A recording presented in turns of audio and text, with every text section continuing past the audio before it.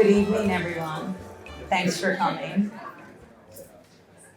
Dame Nellie Melba, one of the most successful opera singers at the end of the 19th century, complained that in London hotels, the cooking was execrable, which means really, really bad, by the way. The carpets were dirty. The menu was medieval. The service, an insult. Would the Savoy change all that? Good evening. I'm Susan Schwartz, your drinking companion, and this is Lush Life Book Club at Oriole, the Divine Bar Oriole. For those of you who don't know me, I write a blog called alushlifemanual.com, which is drinks related. And I host Lush Life podcast where I interview people in the drinks industry.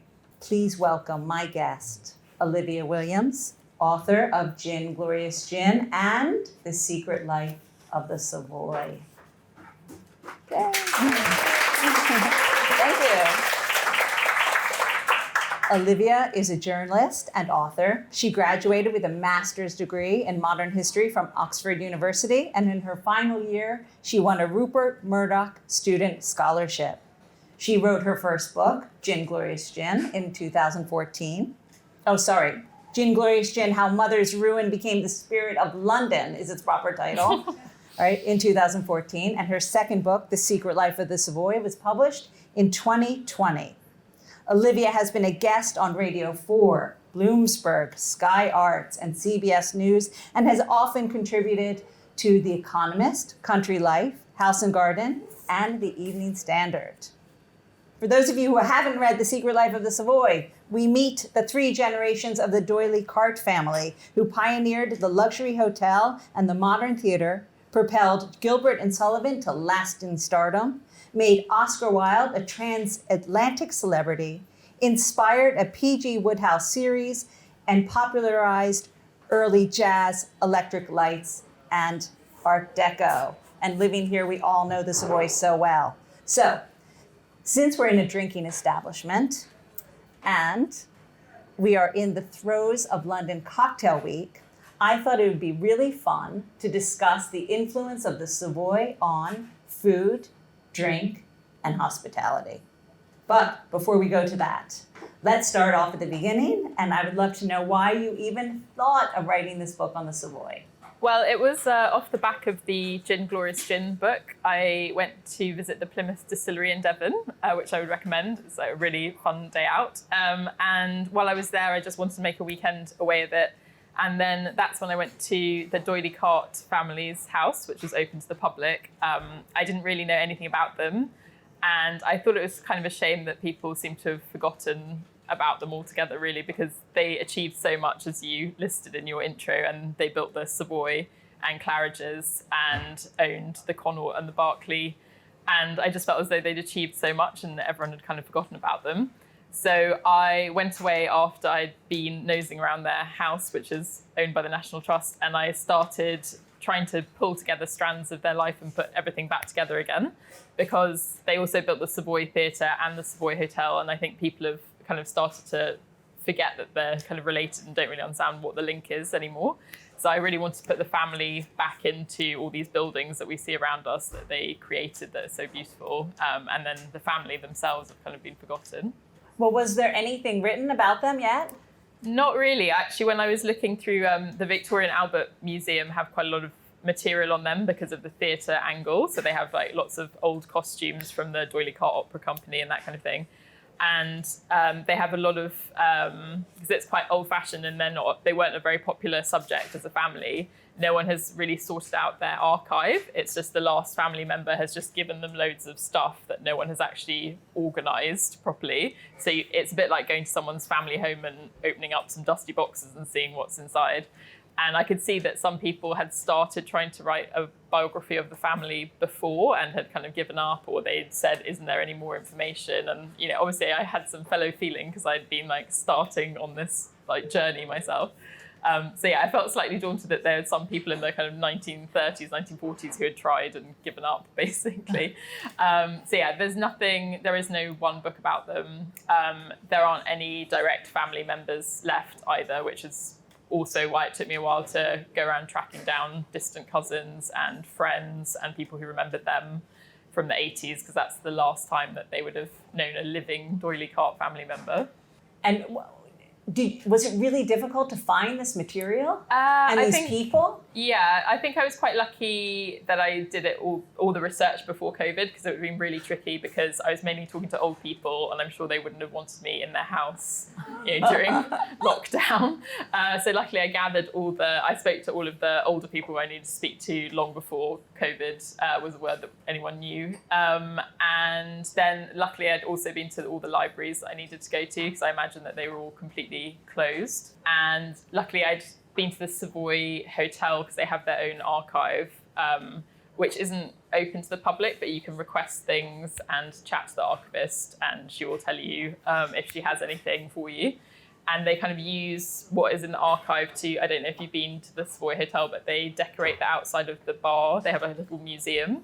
So it's basically the kind of things that they have in the archive are what they would put out to decorate the place. And were you like, oh my God, I can't believe this is a treasure trove of stuff to write about? Yeah, it was really fun. And also because I included the guests in the book, it means that you could really keep going for such a long time, because any connection really with the hotel, you kind of go off on a tangent and you meet someone and you talk to them for an hour and they tell you, oh, you should actually go and talk to, the old, head waiter, like he would love to talk to you about this. And then the whole head waiter says, oh, actually you should really talk to head of housekeeping, like she knows everything about the hotel. So yeah, you just kind of get into this kind of, it could be endless really talking to people.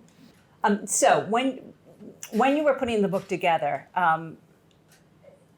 did you find that all the people you were interviewing really had, especially in the past, when thinking about the past, had just the best memories of it and stuff to draw and to actually tell you, or were they like, oh God, it was so long ago I can't remember? I mean, it was like a mixed bag of people. Like, so some people, it was quite hard to keep them kind of on topic. They would just kind of start talking about various things that happened sort of ever, and then you had to kind of redirect them towards the hotel.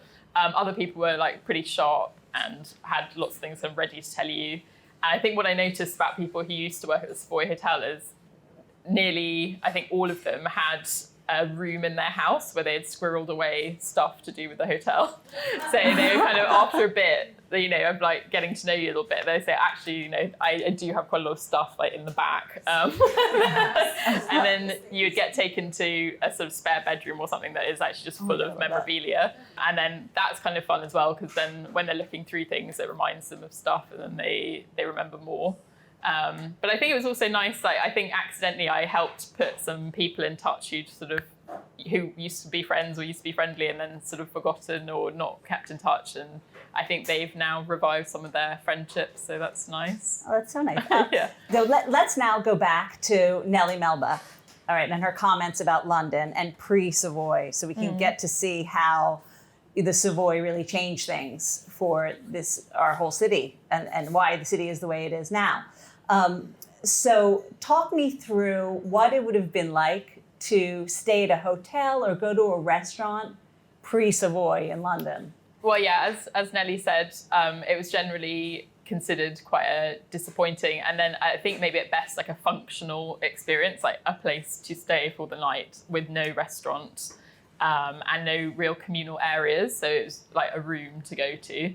And I think what Richard D'Oyly Carte wanted to do, having been really successful in the theatre and having built the Savoy Theatre as a home for his work, he just really wanted to create a social atmosphere. And he had been travelling on tour with, so some of his most popular productions were The Pirates of Penzance and Mikado and all these other Victorian classic operettas. And he used to travel around with his D'Oyly Carte Opera Company around the world because they were so successful.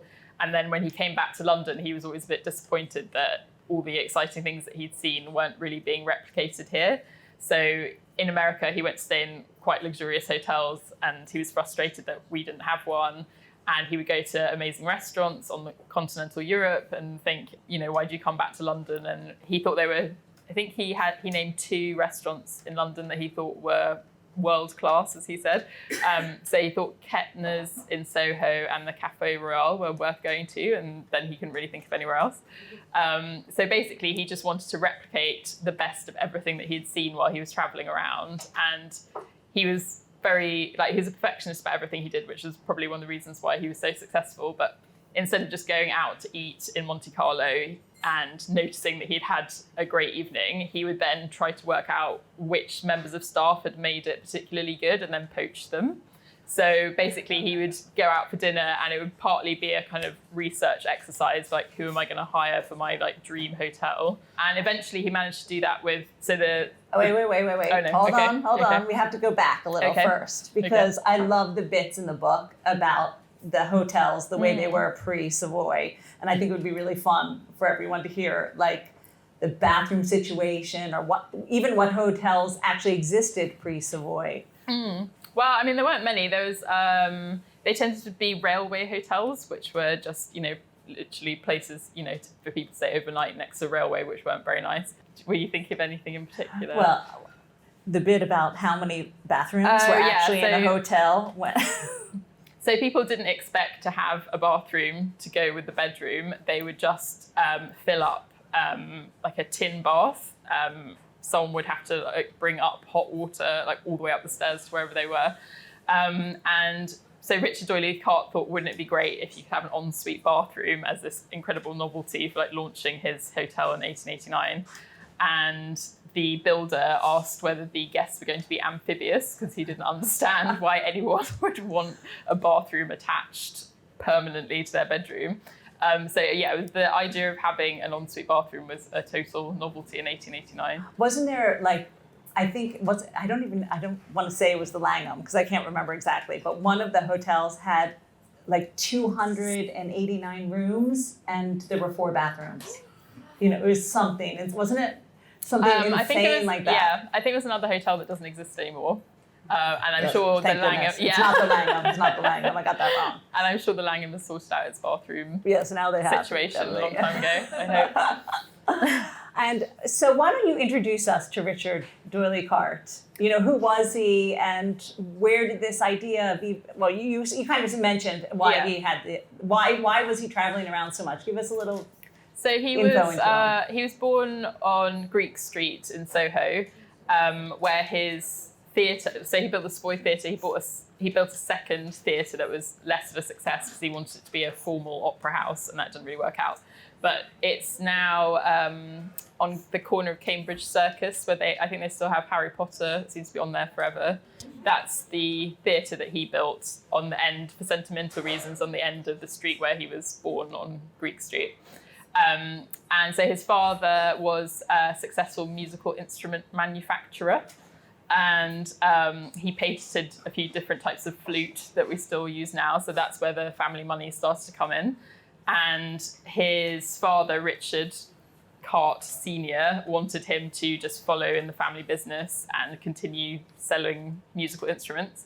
But Richard Doyley Carte, his son, really wanted to write his own musical operettas, the lyrics and the music as well. But he wasn't that successful. So he put on quite a lot of amateur productions, and they did okay, but there was nothing special. So then he set about becoming an agent, a theatre agent, which is how he put together Gilbert and Sullivan, because they could basically do the thing that he couldn't quite do. And then he was a very energetic promoter of theirs, and seems to have been a good agent, although most of his clients end up complaining that they're being worked extremely hard and they don't really understand how they're supposed to do all of the bookings that he has organised for them. One of whom was Oscar Wilde, who I think, like many of Richard Doyley Carte's clients, in the end, I think they were kind of grateful because they did extremely well, but the schedule that he created for them seemed painful. And Oscar Wilde found that as well. Richard Doyley Carte organised an American tour for him that went on for months and months and months. And Oscar Wilde was just punch drunk after a few months, and basically kept saying in his diary, I don't know where I am. And was completely exhausted, but also quite happy because he had become a major celebrity. And then, yes, from all the travelling and Richard Doyley Carte's love of theatre, and eating out and drinks. He spent a lot of time in continental Europe with Arthur Sullivan of Gilbert and Sullivan because he was his best friend, really. And they really liked the high life, spending all the money that they had made in Monaco and Paris mainly. And then this is where he started to get the idea of, wouldn't it be amazing if we built this incredible luxury hotel in London? And he was convinced that people would come out, like if they had somewhere to go. But it was a big gamble. Like, he was really worried about it because obviously once you've built this place, you know, in the Victorian era, there would be no way of doing any kind of market research about whether anyone is actually going to come. So he could have built this gigantic place on the Thames that would have been empty, and it had quite a bumpy start. Because after all the initial publicity and people were kind of coming and getting food and drink for free, then things kind of tailed off a bit, and he was worried that people basically weren't going to come back. They just came to have like a look around and then they'd gone. So he had to work really hard at making the place like somewhere that people would come back to over and over again. People didn't really eat out then, right? It was pretty much two classes. Yeah. And one stayed in their home, the upper class stayed in their home, and the lower class didn't have enough money to eat out.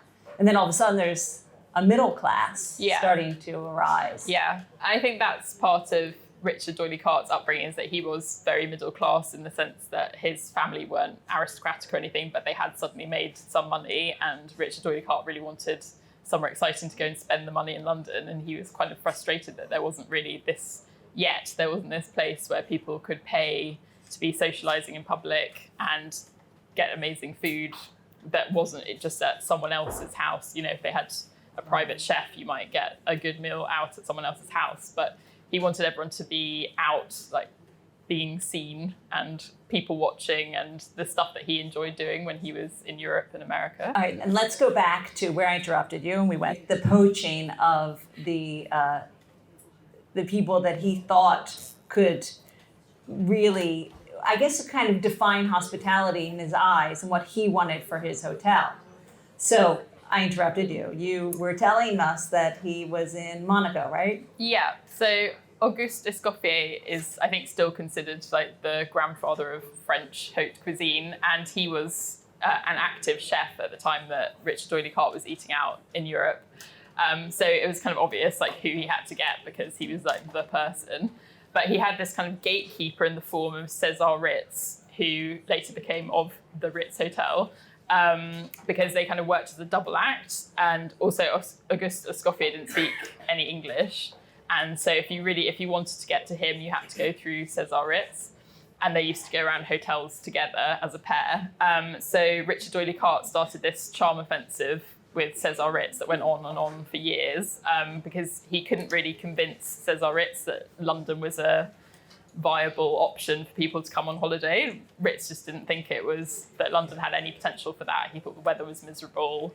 There weren't enough, you need a kind of critical mass of other restaurants for people to go to. You can't just stay in one place the whole time. So he was very skeptical about the idea that anyone would want to go on holiday to London. So then in the end, Richard D'Oyly Carte basically had to pay him to come here for 2 weeks, and then showed him as much as he possibly could that there was some potential for London to be an exciting, fun place to eat out. And then Ritz was convinced because he saw how he hadn't really appreciated how like wealthy Londoners had become, and he could kind of see what Richard D'Oyly Carte saw, which was that these people would actually love somewhere to spend some money and they don't have it. So yeah, he did eventually manage to get Ritz and Escoffier to come over, but they didn't have to stay during the worst bits of winter. They were allowed to go. And they were allowed to bring all their own staff as well. So he really gave them everything that they asked for. Well, it's interesting that Richard wanted French food. I mean, was that something that he just fell in love with while he was there, or did he think that that's what's going to work for our clientele? Yeah, I think he partly realised that it was like the most prestigious kind of food that you could eat at the time. But then he also he took like French cooking. He wanted like American technology and comfort that he'd seen in the hotel back here. He tended to hire like Italian staff because he thought that they were kind of like warmer and friendlier. And then he used to just have English people managing things in the background. So he had this kind of French chefs, Italian waiting staff, and then like American style for the hotel. That was his kind of what he thought was the best combination of things. And what do you think that is? You mentioned people watching. What really were his, ideas, I guess, how he wanted a person to feel when he came into the hotel? Well, I think there are like little details that I think show how much effort went into like staging eating out, because they thought of details like rather than having white linen on the tables, they had it slightly pink because it's more flattering to everyone's complexion. And they had unnecessary steps built in to the entrances of those common areas like the American bar and the restaurant, so that people could make an entrance and then walk down the steps, even though they didn't actually need to. But it just gives you that kind of extra few seconds of being in the limelight if you need to like walk down some steps. And then they would do quite a lot of like strategic seating where, if they thought there was someone kind of glamorous that everyone would like to see, they kind of get put in the middle so everyone can see them. And then like less exciting people would be put in some like less exciting table. So they like very cleverly orchestrated the whole thing so that everyone kind of got the kind of maximum exposure and attention out of it if they wanted it. And since you brought up the American bar, we can go there. And also the different restaurants. There wasn't just one restaurant, one bar. There were a few things. Can you tell us about, what person would go to which restaurant or, the bar or that? What did he expect, I guess? Yeah. Or who did he expect his customers to be? Well, there was some cheaper, more straightforward food at the grill, so that people could come there regularly. You didn't want to sit necessarily for a tasting menu like you would have at the restaurant where you're going to be there for hours. He realized that people wanted to come there and maybe just have like one or two courses and go. And they could also have a theatre menu, which we obviously still have today, which was a kind of snappy, like light version of whatever the main grill was doing. And a lot of the actors and people who worked at the Savoy Theatre, because it joins on, a lot of them would like hang out at the grill. So it was like a slightly cheaper option because not many people could afford to eat at the restaurant every day. But he kind of made the grill slightly accessible so that people who were going to the theatre either to watch stuff or to perform in some way, they could also hang out there. And he thought that was like part of the fun of having a theatre attached to a hotel, is that you get all the sort of theatrical crowd from there. And the people watching. Yeah, obviously. Exactly. More people watching, exactly. And since we brought up the bar, the idea of an American bar, this was completely different as well. Yeah, well, there was hardly any, because we used to have mixed drinks in Britain in the 19th century, but they tended not to have any ice with them. So they were kind of room temperature, which is quite a different experience. It's not really, I think to like modern taste, it's not very nice. So yeah, the American bar was like a very modern idea. I think there was the Criterion, I think was the only other sort of well-known American style bar where you have like icy cocktails. At the time, so yeah, there was hardly any competition for him. Like again, this was like something really novel that he could like bring over from his travels and show people. In the book, you say that there was a man who was hired specifically to be in the ice room, right? Yeah, that does seem a bit miserable. There was an ice cave where I think basically the guy had to like chip away at the icy walls to get ice for the cocktails, and so he'd be there in a fur coat in -10, hacking away in the dark in this ice cave. It looks like one of the worst jobs in the hotel, I think. I know. I think this is where Americans get the reputation for needing ice in their Coke or ice in these American bars. Well, I think that was another thing that the builders found confusing, is that he wanted air conditioning because he knows that Americans are keen on air conditioning. And again, a British builder was not really sure why anyone would need that in London. But keeping the drinks and the customers cool was important. Mm-hmm, absolutely. So let's go on in a little bit of time, because there were 3 generations of d'Oyly carts.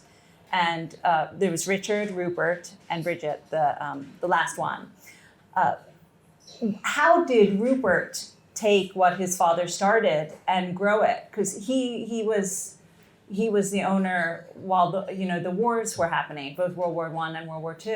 Well, I think he found a good, fun way to update everything. Like, he built the Lancaster Ballroom, which has become a place where lots of people have got married and celebrated various things, and they didn't really have that before. He was responsible for all of the Art Deco that you can see in Claridge's and at the Savoy. And he also had some good ideas about live entertainment. So he had his own jazz bands that had been found in America and brought over. They had record deals themselves. They used to record it for BBC Radio so that people who could never, or maybe had never been to the Savoy, could listen to it at home. So that was great publicity for the hotel. And then he was good at thinking of ways that people could enjoy the hotel without necessarily coming there. So they could listen to jazz on the radio, or they could buy the Savoy cocktail book, which he commissioned.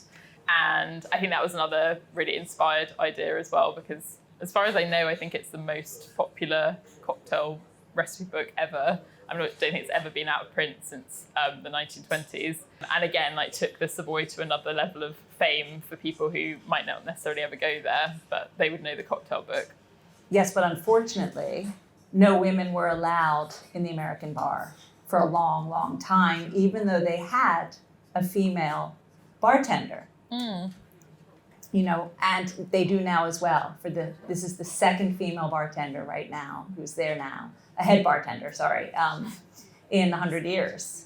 I think Rupert Doyley-Carte didn't seem to feel like he had to do what everyone else was doing. So yeah, he was unusual in employing a woman to be his head bartender in the early part of the 20th century. And she was there for 20 years and was much loved by the guests who came there. And she also had a female assistant, but oddly for them, I guess, they would be working in an environment where they would be the only woman allowed in the room because the customers all had to be men. So yeah, it was kind of like a tiny step forward, I guess, in a way. Yes, that was Ada Coleman, by the way, and she was called Coley by her fans. And in the book, you say that there are lots of wives waiting outside the bar, like, honey, hurry up with your drink, or why can't I come in? I don't understand that. So now, a lot of things changed during the wars and in between. Can you kind of tell us what happened during the two wars and in the 20s? Well, the hotel had to roll with the punches like every other hotel that had sprung up in London by then.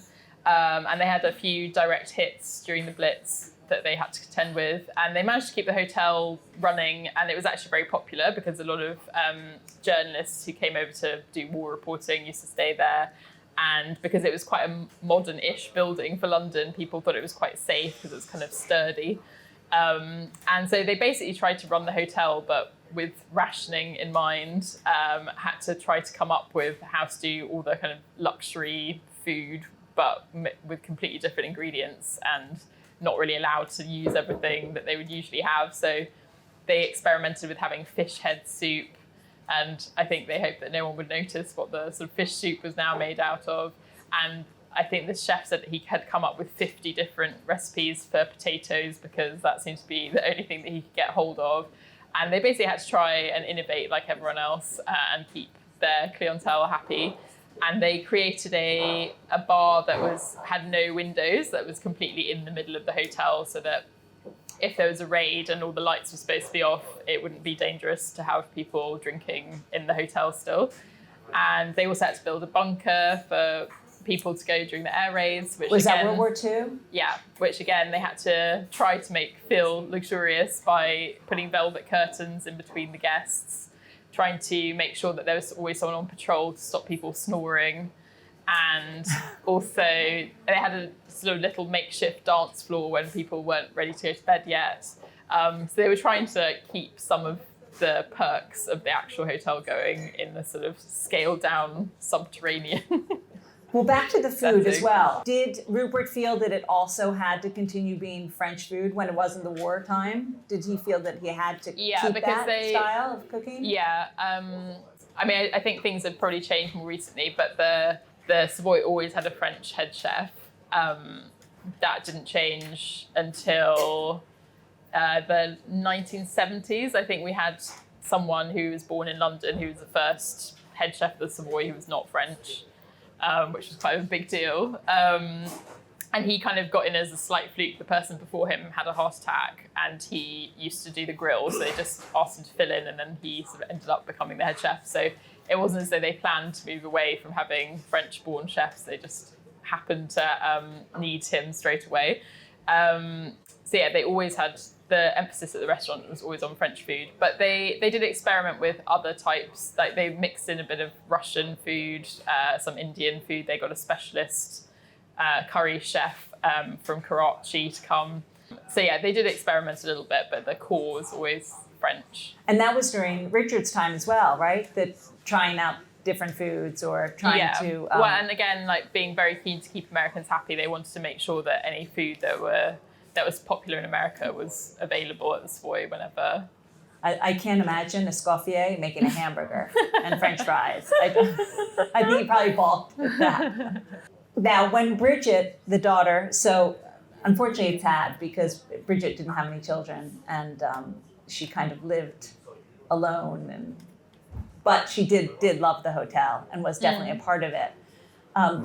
Did she change anything or do anything different, or did she really do what her father had started and just continued it? People who liked it were happy that she didn't change anything. They became like very set in their ways and used to the hotel being in a certain way.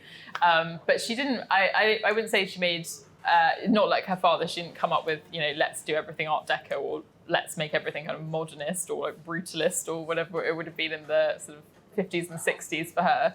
I think she felt like she needed to just keep the place, good and exactly how it should be. But she chose all the furniture herself. And she could be, I think she was quite a kind of make do and mend person. I think some people try to tell her that maybe she should update some stuff, but because she had bought the furniture and she liked it, she was quite slow to think that an armchair maybe was getting a bit tired. She was kind of like wanting to hang on to her furniture. So yeah, we have a few letters of her like disagreeing with people, being like, no, I want this, I want because also she had it was her family's hotel, so she wanted to have Richard Doyley-Cart's piano, for example, in one of the suites, and it was way too big. But she was kind of stubborn about it because it was her grandfather's piano, and she kind of felt like, it was because she lived in the Savoy Hotel Monday to Friday. So it was her home, and I think she did kind of really think of it like that. So she felt like she could stay if she wanted something done a certain way. Mm-hmm. And then unfortunately, there were no more doily carts, so it became... Yeah, she was married for a few years when she was 18 to her cousin. She was in like an arranged marriage that her mother set up, and then she got divorced as soon as she was legally allowed to in the 1930s, and then she never married again. So there was no one else left after her. And she seems to have been very, very shy because a lot of people really liked her, but a lot of people didn't really feel as though they knew her very well because she would just be around the hotel without making a fuss about who she was or anything. And she spent a lot of the time in her suite that she lived in her father's old suite. And she was quite shy and didn't really chat to people that much. And if she had to go to something at the theatre because she was still running the Doyley-Cart Opera Company, she would quite often use a side entrance or the back because lots of people would want to talk to her and she didn't really understand why, and she would just rather avoid the whole thing. So yeah, she was quite a kind of like quiet presence in the hotel. That's probably why no one could write a book about it. Because she didn't want to talk to anyone. That's true. Actually, the board of the Savoy did veto some biographies, and I imagine she wouldn't have been too keen either. No, absolutely. Now, we are actually drinking one of the cocktails from the Savoy cocktail book, and it is a mint julep. And even when it was written, they included a mint julep, which is great. And so let's talk about the book a little, and Harry Craddock, and how he came to even write the book and how that happened. Well, he had, I don't know if Ada Coleman would be annoyed or not, but he had like a wealth of recipes from the bar that had built up over the past 40 years that it had been running. So I think basically he kind of collated his own ideas of which he would have used at the bar anyway. But he created some of his own that he put in there. like some quite unusual things, like the Corpse Reviver #2 that is very, very alcoholic, that I don't think you see on menus very much these days. And so he had some of his own inventions, and then he just really wanted to create the kind of classic canon, because it's 750 recipes, so he didn't really limit himself as to what he chose to put in there. But it was stuff that customers at the Savoy American Bar used to like, things that Ada Coleman had come up with, and her assistant, and he followed on from her straight away. So I mean, arguably, probably a lot of the recipes in there, are probably from her, because he is kind of unlikely to have come up with all of that stuff, immediately by himself. So yeah, I'm sure a lot of the unspoken parts of that book are probably things that she came up with, but we won't know. No. We've chosen for tonight's menu 2 of the most famous cocktails. The Hanky Panky, the White Lady, and then another one that was just found called the Norman Conquest. Do you want to tell us the story of them? Yeah, the Norman Conquest one I'm not so familiar with. I think probably because it's not gin-based, so I haven't focused on it so much. But the White Lady and the Hanky Panky are Savoy Hotel classics. The White Lady, I don't think anyone can claim as their own, as far as I know. I think it just is a classic that Harry Craddock wanted to include. But the Hanky Panky was made by Ada Coleman for a tired actor who came in, a tired regular who used to come in all the time. And he just said that he really wanted something to kind of pick me up. And Hanky Panky seems to have been some kind of version of saying, like, that's the ticket. Because he's like, oh, that's the Hanky Panky, as in, like, that's exactly what I wanted. And it's kind of similar to a Negroni. Again, it's very alcoholic and gin-based. And Charles Hawtrey, who's the actor who asked for the drink, he quite often left a lot of his bar bills unpaid, to the extent that he ended up having to go to court to be forced to pay some of his Savoy Hotel bills. But they don't seem to have had any kind of bad feeling about it. I think as soon as he paid up, he was allowed to come back. So yeah, it's thanks to Charles and Ada, I guess, that we have that drink. Yeah, I have a little bit about the Norman Conquest from the archivist at the Savoy, which I thought I'd read to you guys in case you wanted to just hear about it. So hold on, let me get it. She says, I wish I knew who invented the Norman Conquest, but it's a modern cocktail and was created sometime between 2008 and 2010 as a part of a major restoration project for the Savoy. A shaker containing this cocktail was buried in the new American bar counter, which itself was more or less a like-for-like replacement of the old bar counter. The great irony is that in spite of all the work done in that area, Harry Craddock, he had buried a shaker in 1927. So she's saying that they still didn't, even with all the work done, they couldn't find that one. We obviously haven't, she says, we obviously haven't knocked down the right wall yet, but I hope we never do, as I love the idea of an unsolved mystery. And the newer buried cocktail wouldn't be so poetic if we found the old one. So I know we've done like such a quick tour of the Savoy, but Olivia told me that a lot of times when she is interviewed, they only get to the beginning part. And I really wanted us to get through kind of the whole thing, so you got an idea. So if you had any questions, we could go back maybe to one of the parts that we may not have gone into. So I am going to open it up to some questions. If anyone, yes, we have 2. Amanda first.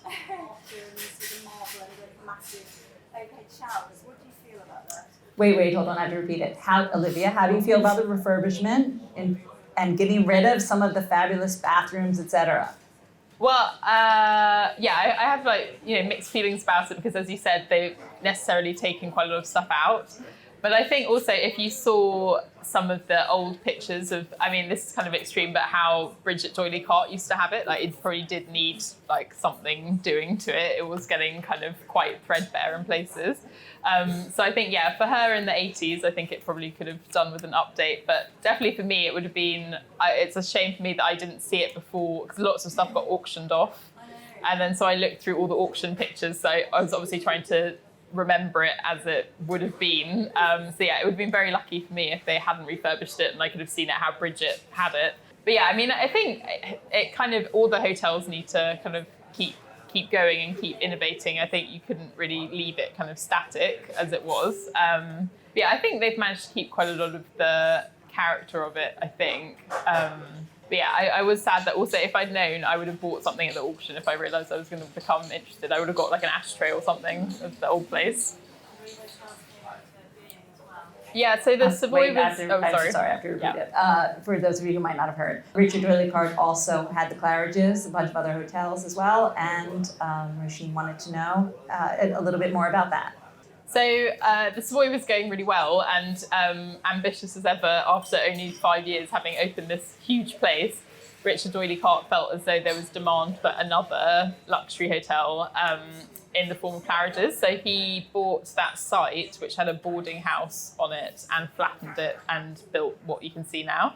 And very similar to the Savoy in the sense that it was a sort of scaled down Victorian version of it.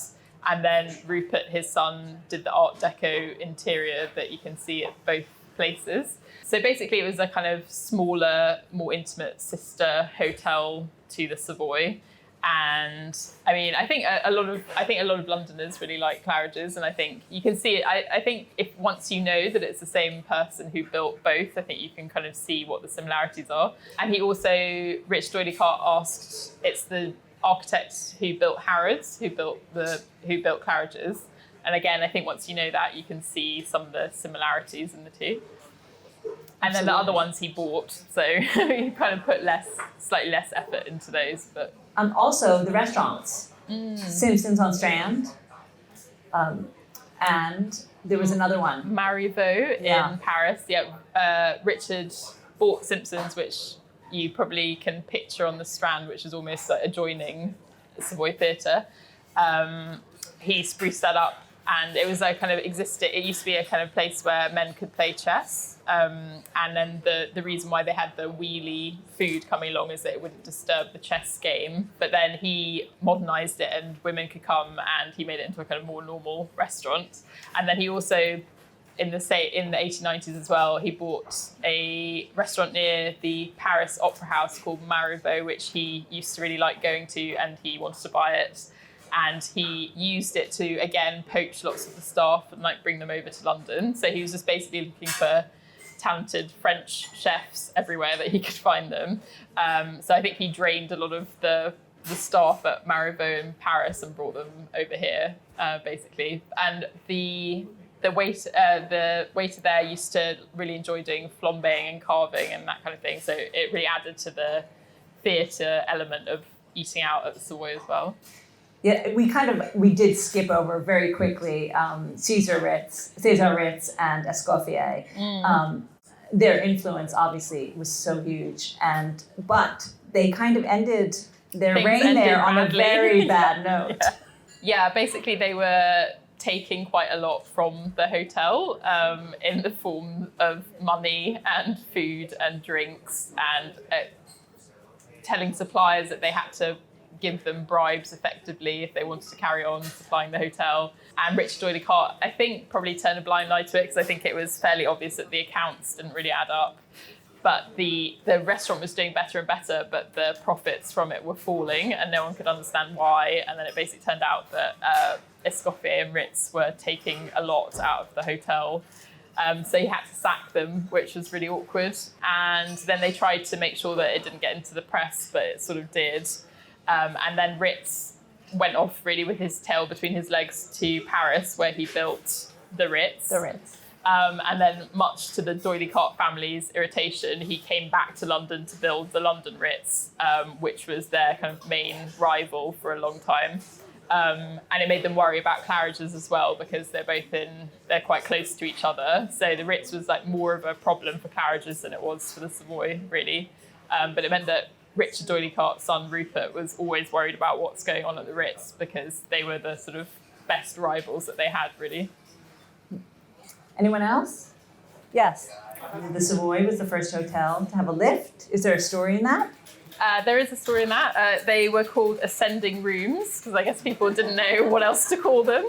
And people were quite nervous about them as well. So they had an ascending room operator who would kind of calm your nerves, and you could sit on a bench so you didn't have to like worry about getting dizzy. And they were kind of done up like a little room. They kind of had like lacquered walls and velvet seats. And the reason that they had it was because Richard Doyley-Cott liked having the kind of cutting edge technology wherever he could find it. And so he had a lift put in his own house. And he lived around the corner from the Savoy on a row that's been pulled down. But so he had a lift in his own house, and then he decided that he would like that for the Savoy, which is how he basically replicated the interior of his house. And also there was room service. There was drinks room service, which I love that idea. There was electric lights, heat, air conditioning. Soundproofing, yeah. I thought of all sorts of things. But then they needed, because Louis Armstrong used to come and stay, and the soundproofing wasn't quite up to trumpet practice. So then they had to arrange these like felt boards that they could make sure that Louis Armstrong wasn't disturbing all the other guests on the same floor as him. So then they also kept a diagram of where all the felt boards needed to go to stop it becoming a nuisance. So yeah, the soundproofing only went so far. Anyone else? Any more questions? Yes. You said when you interviewed people that they all had a secret. What were the most interesting things that people, quote unquote, stole or were given or hidden from the Savoy? Acquired. Acquired from the Savoy. Yeah, I didn't want to mention anyone in case they weren't supposed to have kept some of the stuff. I mean, I guess it's the kind of things that you would pick up if you were kind of light-fingered, like ashtrays, or someone had something quite odd, like a fire alarm. So like an old, like a Victorian, like wind-up fire alarm that used to be on the wall of, like for creating a kind of like mechanical noise for alerting people to that. People had quite a lot of crockery. But then you could, I mean, to be fair to them as well, they used to have annual sales for the staff. We could buy things for £1. So I don't know, hopefully some of the stuff was at the sale rather than just things that people have like taken off the wall, etc. when they were leaving. But also because Bridget didn't think about having a family biography, she started putting loads of stuff in skips, and the staff seemed to have got upset about it, so lots of them fished things out of the skip, I guess because they thought that she'd finished with it, so it was fair. And I don't know if you're actually allowed to take stuff out of skips or not. They did, which was really lucky for me because some of the stuff that I needed to see was stuff that they had retrieved from the rubbish. But yeah, they have the kind of things that people do take from hotels, like the towels and the dressing gowns and waste paper baskets, like all kind of The things that people do take from hotels. But yeah, everyone had one. Yeah. Can I just ask a question? In Of your course. experience of those things before acquired, did you get The staff were very sentimental about, and they all were really. I think also because I guess people now tend to work at places for less time, but the people I spoke to and heard about, they seem to spend almost their entire professional life at the place, and I think they had a lot of pride in their work. So I think they all wanted souvenirs of like what they'd achieved, where they'd been. There was a guy whose father, once they stopped having to have French head chefs, there was an Italian guy whose dad had also been a head chef more recently. And he had this like incredible, they kept all the menus from all the banquets that they'd had from a really long time ago. He had like a complete stack of them that I think were legitimately his. But yeah, I mean, they were incredible artifacts, and someone had thought to look at, these Victorian menus of food that probably doesn't even really exist for us anymore. I had to like Google lots of the ingredients because I don't even really know, they're kind of things that people wouldn't eat anymore. So yeah, I think it was a mixture of people just wanting to remember the time that they'd had, and I think there were lots of people wondering whether their children would want the stuff or not. So I don't know, I guess we'll find out whether their children are interested or not. So I guess we have Richard Doyley-Cott to thank for people watching. The idea of theater as, food and restaurants as theater the bars, air conditioning inside, heat inside, and all those wonderful things that we have now that we enjoy and make our experience. It must have been so modern then, to have all of these things and just things we take for granted. He really invented and brought to London. I think that's one of the fun things about the family is that they are always interested in new things. So you can kind of go through the century with them, basically, because they're always keen to see what the newest, most fun thing is going to be. Mm-hmm, absolutely. Does anyone, any more questions at all? Yes. I have a question. I may have missed it, but how did the Cart family become doily? Is it an affectation? It is. Oh, sorry. How did the Cart family become the doily Cart family? Yeah, the clue is in the intergenerational gap between Richard Cart Sr. and Richard Doyley Cart Jr. So the reason for it, so everyone used to call him Doyley rather than Richard because his father had the same name, but it was just a middle name. But then because that became the kind of family brand, they had the Doyley Cart Opera Company. It became part of their name. So it's actually just a middle name. And they also added an E at the end of Cart to make it more French and glamorous. So he should really have just been Richard Cart, which is not so much fun. And so one last one. I have a question. So after Bridget passed away, All right. After Richard or after all of them? After all of them. After all of them, what happened? I mean, it's quite complicated. It got passed around a lot, basically, between various companies, and it's also it's not owned 100% by anyone anymore. They had a board of shareholders who used to have a stake in it, but they actually created their own. I think it was kind of retrospectively slightly legally dubious, but they created like 2 tiers of shareholders while the family was still alive, to make sure that they clung on to the control of everything. So they actually created A and B shares, if you know about that kind of thing. But yeah, they basically came up with lots of tricks for hanging on to the place. But as soon as Bridget died, there wasn't no kind of figurehead to build all of that around. So it has become a kind of more normally owned hotel. Yes, not as chic, but. I want to just, before we end, I want to come back to our Nellie Melba, who hated London. Just so you know, she loved the Savoy. She loved it so much that she stayed there a lot. So much so that Escoffier created a few things that we eat today with her name, which is Melba toast, because she was always on a diet. She was an opera singer, she was always trying to diet, so we created these little toasts for her to eat. When she wasn't having her peach Melba, which is peaches with a raspberry kind of compote. And then there was something else, Melba Gournature, which I'm not even sure what that is. So she had 3 dishes named after her. So she did eventually fall in love with London, as we all have. So that's it. So thank you so much. This has been really fabulous. Thank you for taking the time.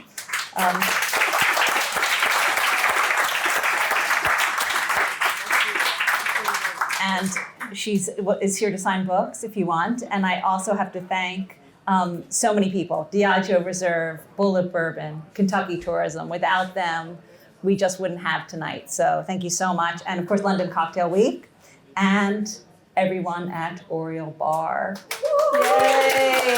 For not only making us part of their family, but also creating these fabulous cocktails from the Savoy Cookbook. So thank you. Thank the whole team for making these.